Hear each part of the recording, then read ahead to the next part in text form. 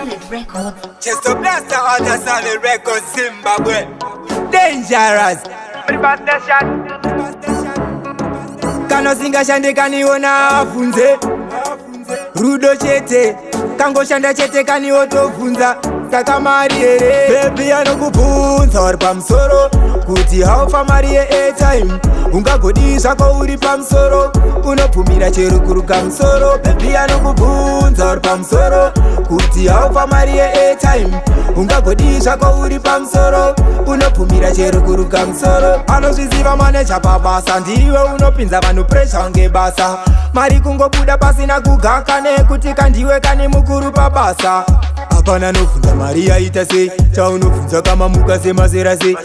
kana usingashande hambokubvunze ukangoshanda wava pamusoro bebi anokubvunza uri pamusoro kuti haufa mari ye-airtime ungagodi zvako uri pamusoro unobvumira chero kuruka musoro bebi anokubvunza uri pamusoro kuti haufa mari ye-airtime ungagodi zvako uri pamusoro unobvumira chero kuruka musoro obvunza kuti wai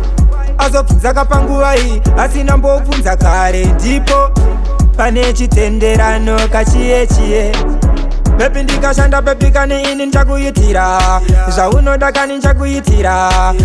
baba ndivo musoro wembasaka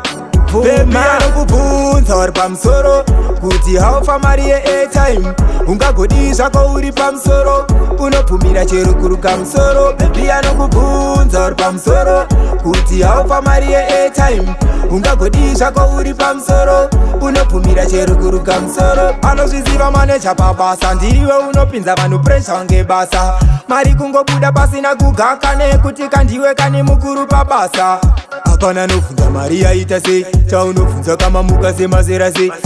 kana usingashande hambokubvunze ukangoshanda wava pamusoro bebi anokubvunza uri pamusoro kuti haufa mari ye-airtime ungagodi zvako uri pamusoro unobvumira chero kuruka musoro bebi anokubvunza uri pamusoro kuti haufa mari ye-airtime ungagodi zvako uri pamusoro unobvumira chero kuruka musoro